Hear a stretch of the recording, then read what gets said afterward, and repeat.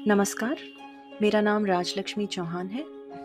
गणित प्रकृति की ही भाषा है और हम सबका गणित पढ़ना बहुत बहुत ज़रूरी है ताकि हम असल ज़िंदगी के कठिन से कठिन सवालों का हल निकाल सकें। उदाहरण के तौर पर आपसे अगर पूछा जाए कि फ्रांस में स्थित पेरिस के मशहूर एफिल टावर की ऊंचाई यदि 324 मीटर है और इस टावर का एक खिलौने का मॉडल बनाया जाए 1:2000 के रेशियो में, यानी उस खिलौने की ऊंचाई असली टावर से 2000 गुना कम होगी, तो उस खिलौने की एक्चुअल ऊंचाई कितनी होगी? इस सवाल को आप कैसे हल करेंगे? इसी तरह मान लीजिए कि बंसी के पास 2 रुपए के कुछ सिक्के हैं और 5 रुपए के कुछ सिक्के हैं और असल में जितने सिक्के उसके पास 5 रुपए के हैं उससे तिगुने यानी 3 गुने सिक्के उसके पास 2 रुपए के हैं। कुल राशि उसके पास 77 रुपए की है, 77 रुपीज। तो बताइए कि बंसी के पास 2 रुपए के कितने सिक्के हैं और 5 रुपए के कितने सिक्के हैं असल में। इस प्रकार के सवालों का उत्तर देने के लिए बहुत काम में आता है यदि हम जो भी परिस्थिति दी हुई है उस परिस्थिति को बीजक गणित के किसी इक्वेशन यानी समीकरण के तौर में लिख लें। इस वीडियो में हम इस प्रकार के सवालों को हल करना सीखेंगे। सो उन सवालों पर हम दोबारा वापस आएंगे, बट इन जनरल यदि हमारे पास ऐसा कुछ एक्सप्रेशन है x+5, राइट, तो इस x+5 को क्या कहते हैं? x+5 एक एक्सप्रेशन है यानी व्यंजक। यहां पर x क्या है? x एक चर है यानी एक वेरिएबल है। अभी ये रिलेशनशिप, अभी ये संबंध एक समीकरण नहीं बना है। क्यों नहीं बना है? क्योंकि अभी हमने इस पे इक्वल टू डाल के कोई भी दायां पक्ष नहीं रखा है, कुछ समानता नहीं रखी है अभी तक। अगर सिर्फ इस पार्ट को देखा जाए तो ये एक व्यंजक है, लेकिन यदि मैं इसे ऐसे लिख दूं कि x+5 इज इक्वल टू 15, तो अब जैसे ही यहां पर समता का चिन्ह आ गया, इक्वल टू साइन आ गया, अब ये बन गया एक समीकरण यानी इक्वेशन। इस इक्वेशन का एक बायां पक्ष है जिसे लेफ्ट हैंड साइड कहते हैं और एक दायां पक्ष है जिसे राइट हैंड साइड कहते हैं, और बीच में है एक इक्वालिटी का साइन, इक्वल टू साइन यानी समता का चिन्ह। अब क्योंकि इसमें चर x है, हर किसी ऐसे समीकरण का उद्देश्य यह होगा कि हमें x की वैल्यू निकालनी है, इस चर की वैल्यू निकालनी है, राइट। और इस चर की वैल्यू निकालने के प्रोसेस को, इस प्रक्रिया को इसका हल निकालना कहते हैं।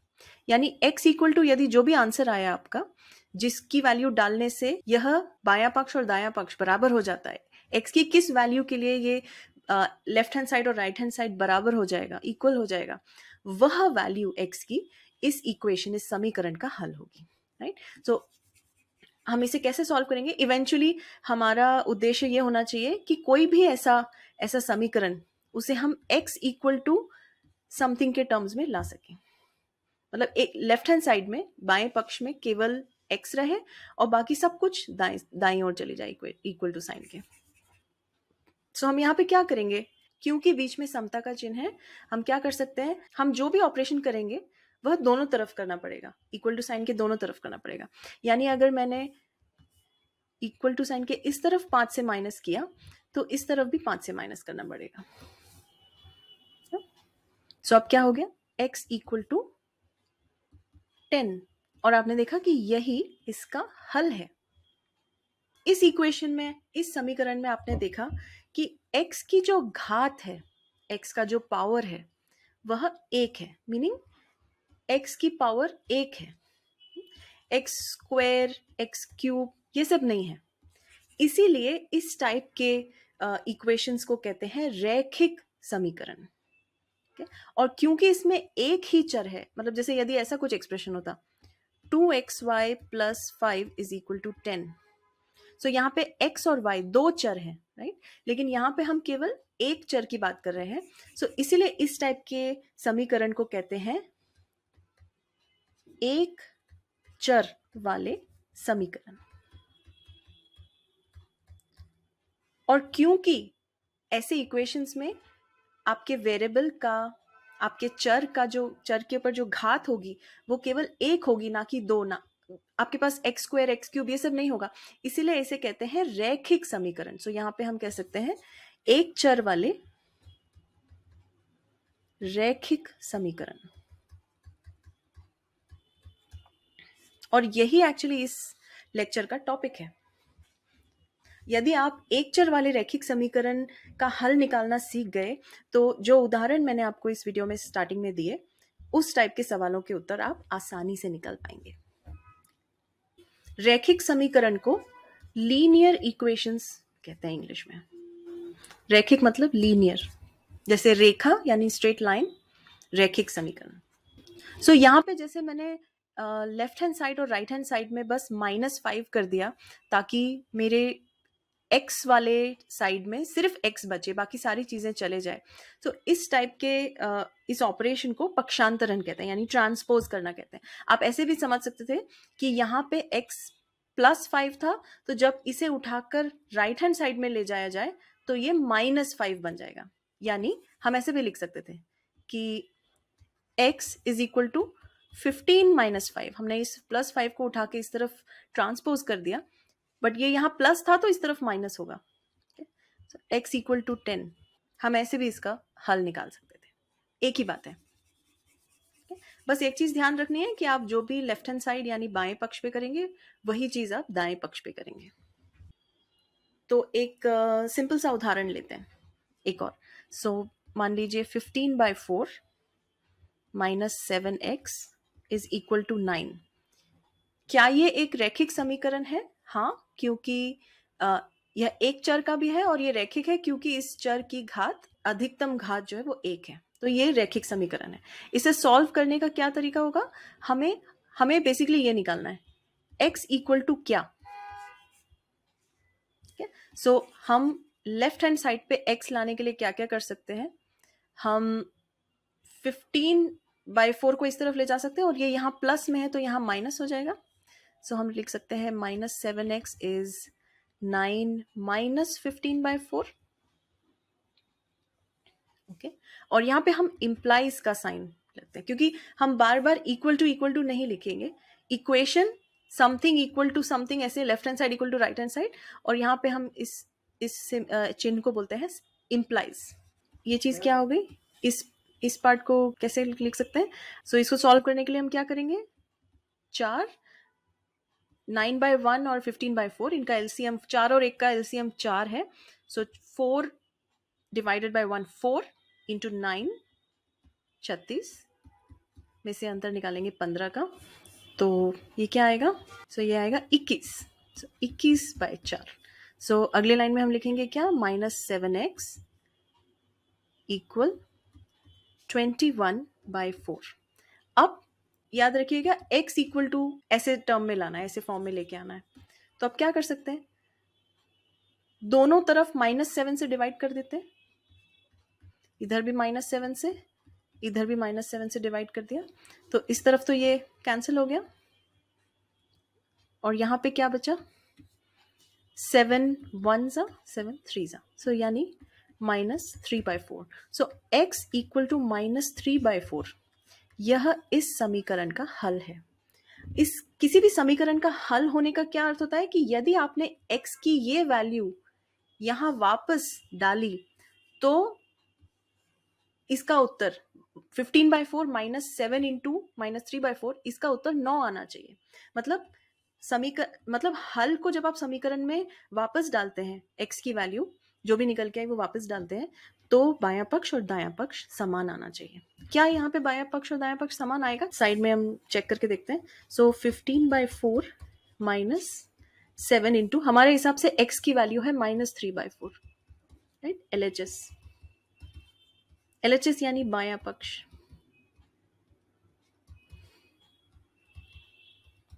लेफ्ट हैंड साइड, तो ये वैल्यू क्या आएगी? 15/4 प्लस 21/4, 15 प्लस 21 36/4 इक्वल टू 9। और राइट हैंड साइड यानी दायां पक्ष क्या था, ये भी 9 था, तो दोनों पक्ष सेम है, तो हमारा उत्तर सही है। इस तरह से आप आपके सवालों को क्रॉस चेक कर सकते हैं, वेरीफाई कर सकते हैं सही है कि नहीं। तो अब हम एक उदाहरण के तौर पर लेंगे। अभी हम सिर्फ एक मैंने आपको केवल डायरेक्टली एक समीकरण दे दिया और कहा कि इसका हल निकालिए, ठीक है। बट लेकिन असल जिंदगी का यदि कोई उदाहरण लिया जाए तो आप क्या करेंगे? देखते हैं ऐसे ऐसे कौन सा सवाल हो सकता है।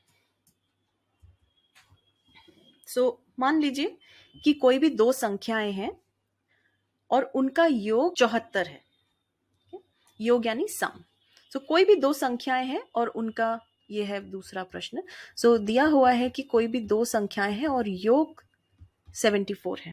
ये दिया हुआ है कि उनमें से एक संख्या दूसरी से 10 अधिक है। ऐसे प्रश्नों में सबसे पहले हमें क्या करना होगा? सबसे पहले हमें यह डिसाइड करना होगा कि चर क्या है, किसकी वैल्यू आप निकालने वाले हैं, किसकी संख्या आप निकालने वाले हैं, है ना। तो सबसे पहले हम ये मान लेते हैं कि जो पहली संख्या है, दो संख्याएं हैं ना, प्रश्न ये है कि वह संख्याएं कौन सी हैं।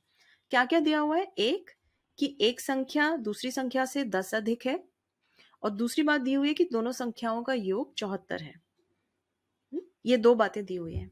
तो यदि एक संख्या को मैंने मान लिया x, तो दूसरी संख्या हुई x प्लस 10, क्योंकि ये दिया हुआ है कि एक संख्या दूसरी संख्या से 10 अधिक है।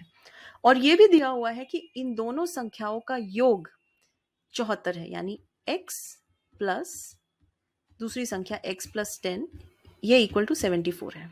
बस मिल गया एक चर में रैखिक समीकरण।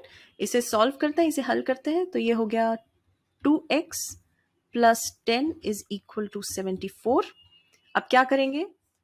हमें x की वैल्यू निकालनी है, उसी को हल करना कहते हैं समीकरण को। तो हमें दोनों तरफ बाएं पक्ष और दाएं पक्ष में 10 से माइनस करना पड़ेगा पहले। ये 10 चला गया और यहाँ आ गया -10, ये हो गया 64। 2x is equal to 64। अब x की वैल्यू निकालनी है, दोनों तरफ 2 से डिवाइड कर देते हैं, ये आ गया 32। यानी x की वैल्यू आई है 32, यानी एक संख्या जो है वह है 32। अगर एक संख्या 32 है तो दूसरी संख्या क्या होगी? पहली संख्या से 10 ज्यादा, यानी 42। आप उत्तर कैसे लिखेंगे कि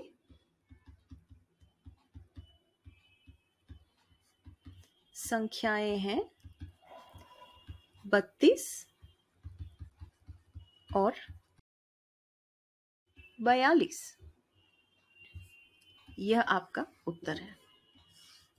आपने देखा कि कैसे हमने रैखिक समीकरण को हल कर कर इस प्रश्न का उत्तर निकाला। एक और उदाहरण लेते हैं। मान लीजिए कि एक आयत यानी एक रेक्टेंगल है, और प्रश्न में दिया हुआ है कि इस आयत का परिमाप 13 सेंटीमीटर है। परिमाप यानी पेरीमीटर 13 सेंटीमीटर है ना। और ये एक रेक्टेंगल है, एक आयत है। यह भी दिया हुआ है कि इस आयत की चौड़ाई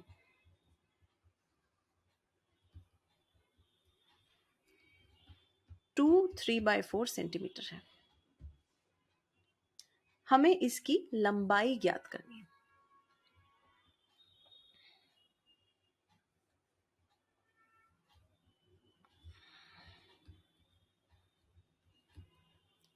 तो जो हमें ज्ञात करना है उसी को हम चर मान लेते हैं। तो मान लेते हैं कि यही x है, इसकी लंबाई x है।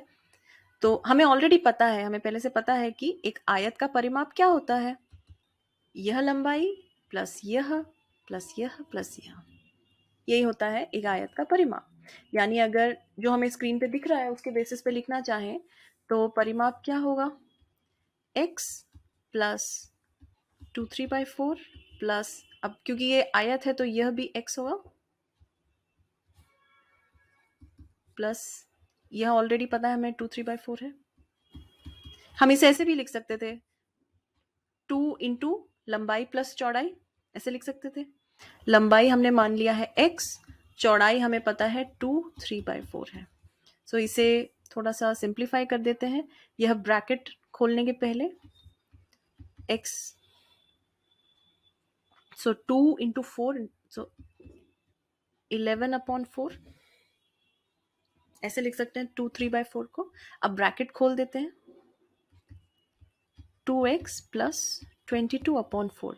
यह दिया हुआ है कि यह परिमाप एक्चुअली 13 सेंटीमीटर है। यानी हमारी इक्वेशन क्या बन गया, हमारा समीकरण क्या बन गया, हमारा समीकरण बन गया 2x प्लस 22/4, जो हमने अभी निकाला परिमाप का समीकरण, इक्वल टू 13। ये दिया हुआ है। तो बस अब ये बन गई एक चर में रैखिक, बन गया एक चर में रैखिक समीकरण। इसे सॉल्व करते हैं। इसे सॉल्व करने के लिए आपको या तो आप इसको इस साइड ले जा सकते हैं ऑलरेडी डायरेक्ट पक्षांतरण कर कर, या फिर लेफ्ट हैंड साइड यानी बाएं पक्ष में ही एलसीएम निकालकर सॉल्व करते हैं। तो 2 के नीचे 2 का डिनोमिनेटर 1 है, तो हम इसे ऐसे लिख सकते हैं 4। तो ये हो गया 8x प्लस 22 इक्वल टू 13। दोनों तरफ 4 से मल्टीप्लाई कर देते हैं तो यह हट जाएगा और यह 4 आ जाएगा। 13 गुणा 4 यानी 52। So 8x plus 22 is equal to 52। दोनों तरफ हमें सवाल में क्या पूछा गया है, लंबाई की वैल्यू। तो हम मान के चल रहे हैं कि आयत की लंबाई है x, तो हमें x की वैल्यू निकालनी है, इसीलिए हम ये समीकरण सॉल्व कर रहे हैं। तो दोनों तरफ से 22 माइनस कर देते हैं। सो ये हो गया 8x is equal to 30। x हो गया, दोनों तरफ 8 से डिवाइड कर देते हैं, 30/8, 3.75 सेंटीमीटर। सो इस आयत की लंबाई है 3.75 सेंटीमीटर।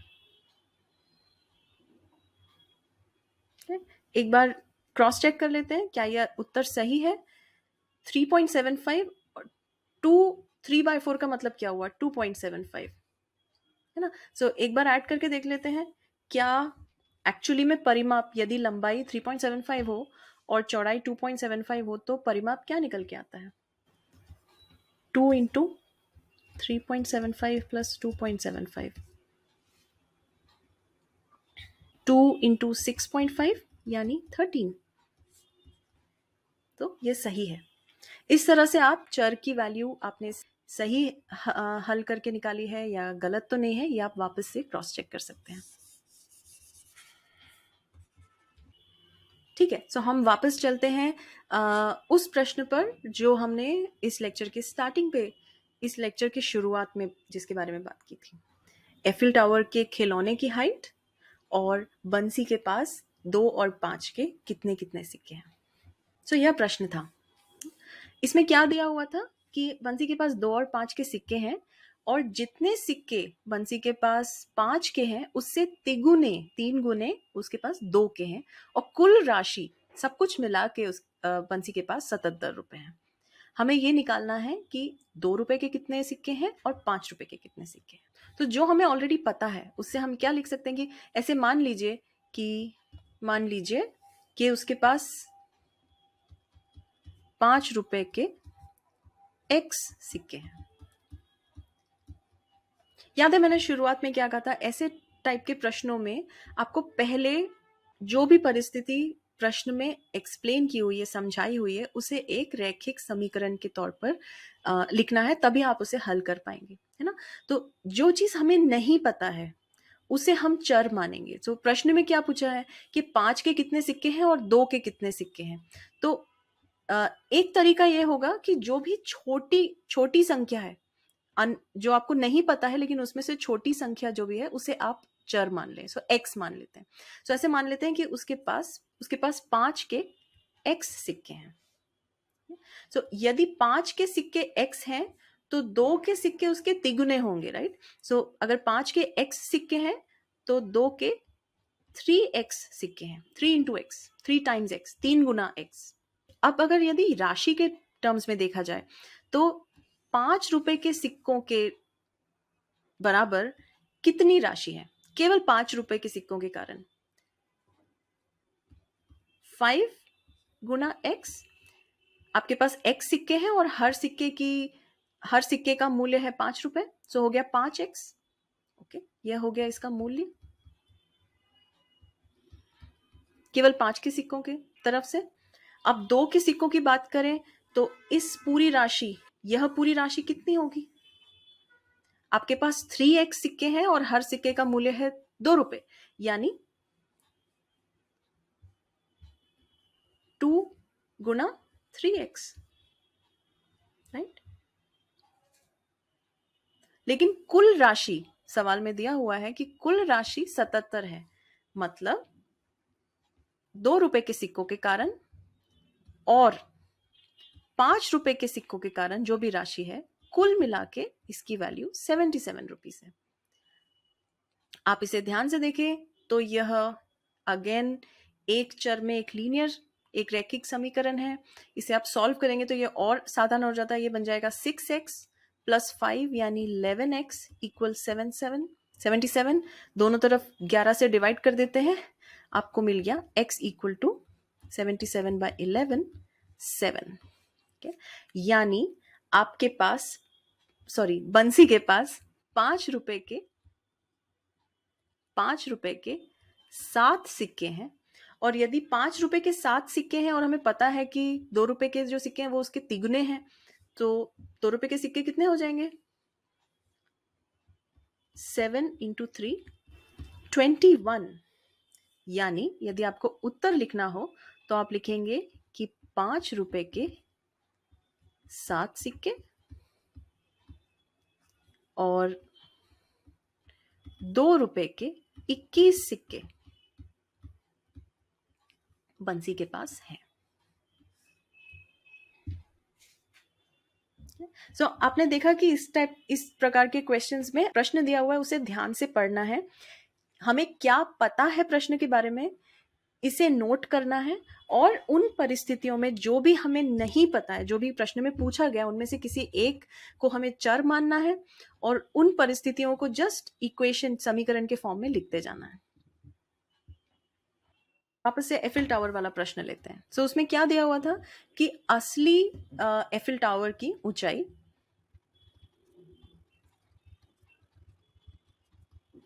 324 मीटर है और एक खिलौने का एफिल टावर बनाया गया जिसका अनुपात 1:2000 है, यानी 1:2000। यानी असली एफिल टावर के कंपैरिजन में देखा जाए तो इस खिलौने की ऊंचाई उससे 2000 गुना छोटी होगी। तो अब उस खिलौने की ऊंचाई क्या है यह हमें नहीं पता, तो हम क्या करेंगे, इसे ही x मान लेंगे। अब हमें यह पता है कि अगर खिलौने की ऊंचाई x और टावर की असली ऊंचाई, इनके बीच में अनुपात निकाला जाए 324। अभी याद रखिए कि ये मीटर में है और 2000 गुना छोटा, मतलब ये ऑब्वियसली सेंटीमीटर में होगा, तो मैं इसे भी सेंटीमीटर में लिख ले रही हूँ। तो 324 मीटर यानी 32,400 सेंटीमीटर ना, क्योंकि 1 मीटर में 100 सेंटीमीटर होते हैं। सो ये हो गया x अपॉन 32,400। ये सेम होना चाहिए 1/2000 के। तो अब देखेंगे आप, ये अभी एक रैखिक समीकरण है ऑलरेडी, आपको सिर्फ इसे थोड़ा सा सरल बनाना है। दोनों तरफ 32,400 से मल्टीप्लाई कर देते हैं तो आ जाएगा, इसे सॉल्व कीजिए तो 0 0 तो ऐसे ही कट गए। 324/20, तो इसे आप सॉल्व करेंगे तो आएगा 16.2 सेंटीमीटर। यूनिट लिखना ना भूलें। सो एक्स यानी खिलौने की ऊंचाई,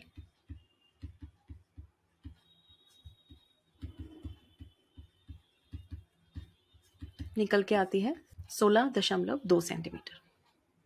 मुझे उम्मीद है कि आपको इस लेक्चर में सॉल्व किए हुए सारे प्रश्न समझ में आए होंगे। यदि नहीं आए प्लीज़ वापस जाकर वीडियो फिर से देखिए और खुद हर एक प्रश्न सॉल्व कीजिए, हल कीजिए। Thank you.